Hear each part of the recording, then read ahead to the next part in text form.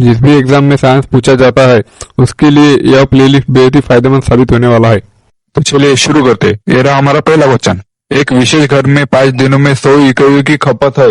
यदि ऊर्जा को जूल में परिवर्तित किया जाए तो यह कितनी होगी? हम सबको पता है एक इकाई बोले तो होता है 3.6 इंटू 10⁻⁶ जूल की। हम इसमें 100 से मल्टीप्लाई करेंगे तो 100 इकाइयों की खपत आ जाएंगी। इसका सही आंसर हो जाएगा ऑप्शन नंबर डी, हमारा सही आंसर हो जाएगा 3.6 इंटू 10⁸ जूल के। Next question. 1 जूल बराबर होता है, इसके लिए हमें सबसे पहले कार्य का फॉर्मूला लिखना होगा। W is equal to F cos theta. F को लिख सकते हैं हम न्यूटन, एस को लिख सकते हैं मीटर। न्यूटन मीटर हमारा सही आंसर हो जाएगा ऑप्शन नंबर ए। Next question. डैश डैश की एसआई इकाई न्यूटन होती है। ऑप्शन नंबर बी हमारा सही हो जाएगा वजन और बल की इकाई न्यूटन होती है। Next question. एक पिकोमीटर के बराबर है।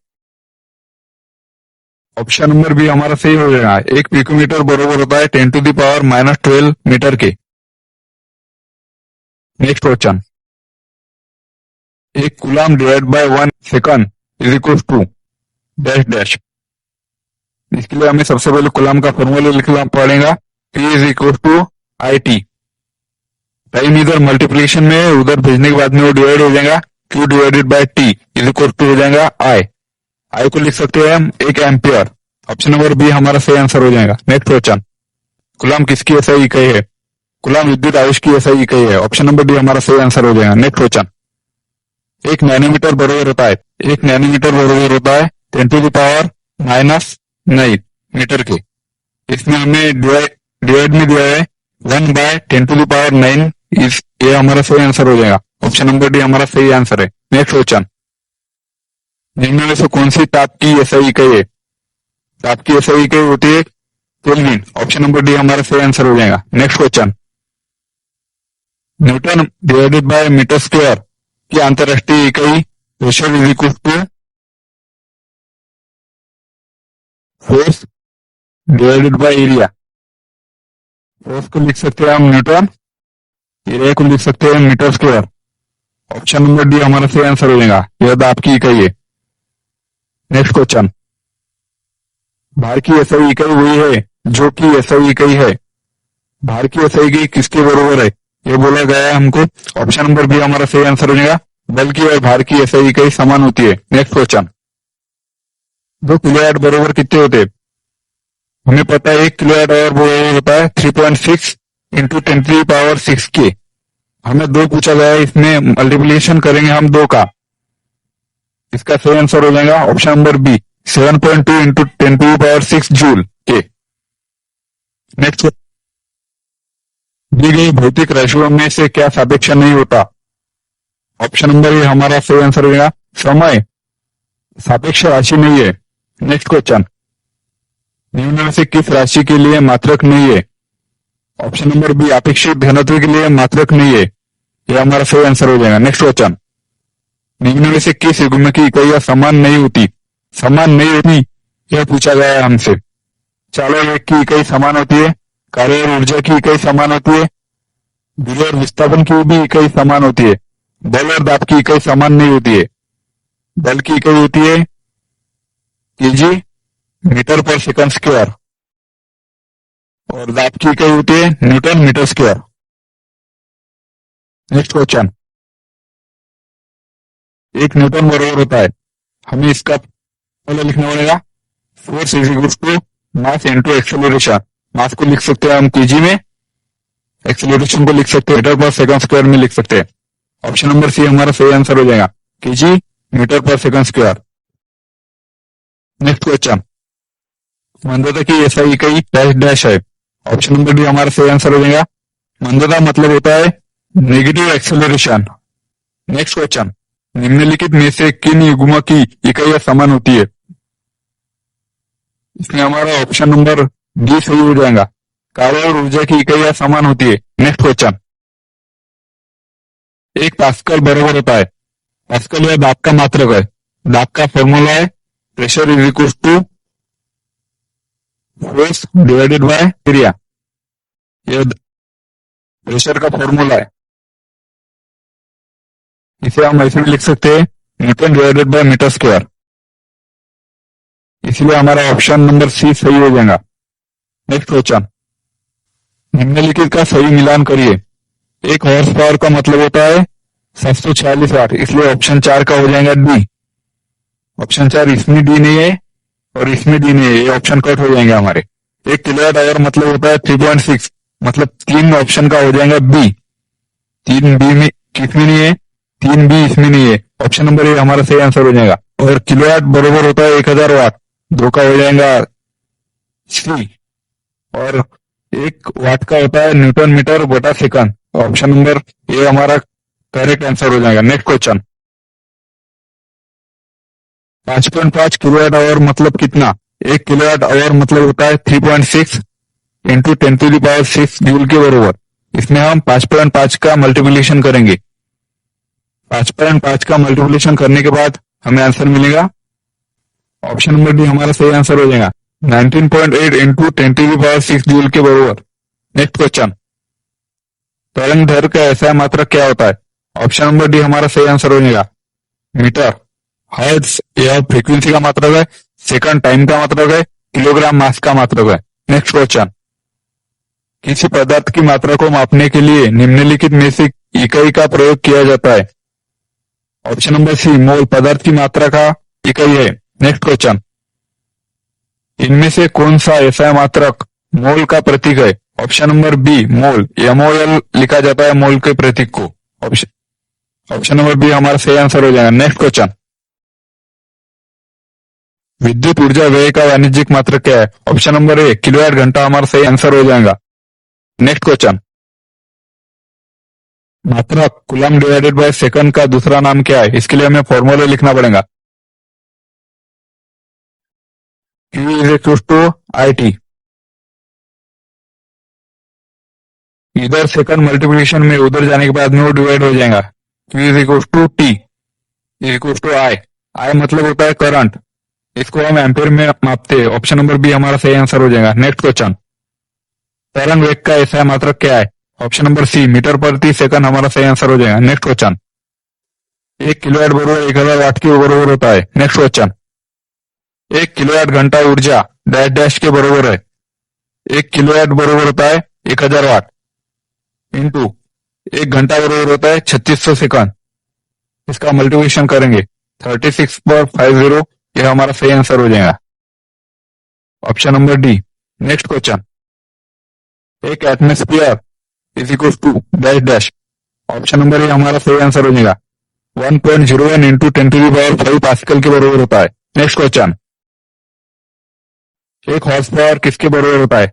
ऑप्शन नंबर सी 746 वाट के बरोबर होता है।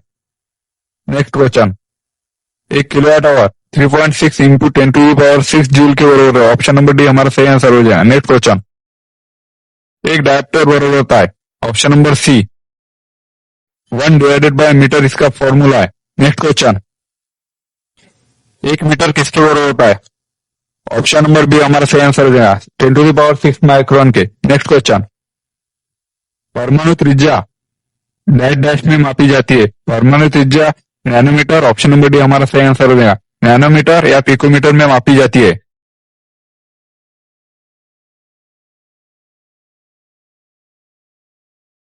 नेक्स्ट क्वेश्चन, प्रदीप्ति की माप निम्न में से किसका उपयोग करके की जाती है। Option number C lux meter, यह हमारा सही आंसर हो जाएगा। नेक्स्ट क्वेश्चन, टेकोमीटर का प्रयोग क्या मापता है। ऑप्शन नंबर ए चक्कर प्रति मीटर मापता है। नेक्स्ट क्वेश्चन, मल्टीमीटर में क्या होता है। Option number D volt meter, current meter और ओम मीटर। वोल्ट मीटर तीनों की मापन करता है, वोल्टेज की, करंट की और प्रतिरोध की। ऑप्शन नंबर डी हमारा सही आंसर हो जाएगा। नेक्स्ट क्वेश्चन, रिक्टर पैमाने के बारे में निम्नलिखित में से क्या गलत है। ऑप्शन नंबर ए इसे 1935 में चार्ल्स रिक्टर के गुटेनबर्ग द्वारा विकसित किया गया है, ये हमारा सही है। यह एक लघुगणकीय पैमाना है, यह भी सही है। इसे भूकंप मापी के उपयोग द्वारा नापा जाता है, ये भी सही है। रिक्टर पैमाने पर 8 से 9 की तीव्रता का अर्थ है हल्का भूकंप, ये हमारा गलत है। ऑप्शन नंबर डी हमारा सही आंसर हो जाएगा, क्योंकि 8 से 9 की तीव्रता का भूकंप हल्का नहीं भारी होता है। नेक्स्ट क्वेश्चन, तरल पदार्थ के घनत्व को मापने के लिए किसका उपयोग किया जाता है?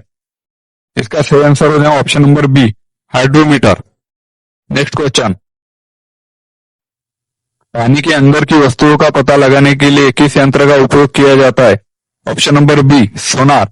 साउंड नेविगेशन एंड रेंजिंग इसका लॉन्ग फॉर्म है। नेक्स्ट क्वेश्चन, जहाजों में क्या मापने के लिए इकोलोकेशन का उपयोग किया जाता है? ऑप्शन नंबर सी, पानी की गहराई को मापने के लिए इकोलोकेशन का प्रयोग किया जाता है।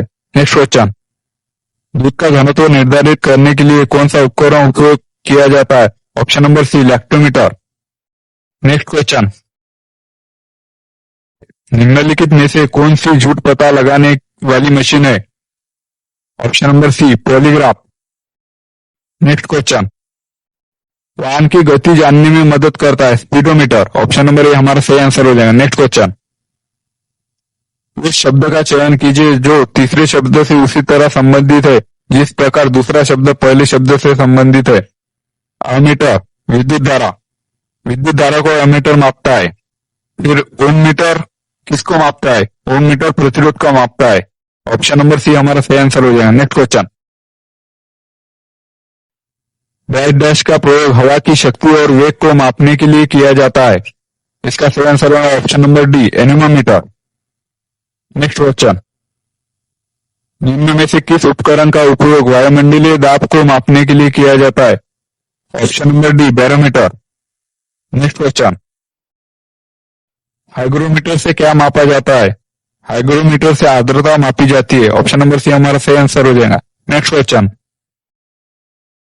कौन सा यंत्र समुद्र के स्तर से ऊपर की वस्तुओं को देखने के लिए पनडुब्बी में प्रयोग किया जाता है? Option number B, periscope. यह समुद्र से ऊपर देखने के लिए प्रयोग किया जाता है। इसमें 45 अंश के कोण का इस्तेमाल किया जाता है। नेक्स्ट क्वेश्चन, वायुमंडलीय दबाव को मापने के लिए किस उपकरण का प्रयोग किया जाता है? बैरोमीटर। नेक्स्ट क्वेश्चन, किसको मापने के लिए स्टेलाग्मोमीटर का उपयोग किया जाता है? ऑप्शन नंबर सी, पृष्ठ तनाव को मापने के लिए स्टेलाग्मोमीटर का इस्तेमाल किया जाता है। नेक्स्ट क्वेश्चन, सूर्य को देखने के लिए किस यंत्र का प्रयोग किया जाता है? ऑप्शन नंबर सी, हेलियोस्कोप का उपयोग किया जाता है।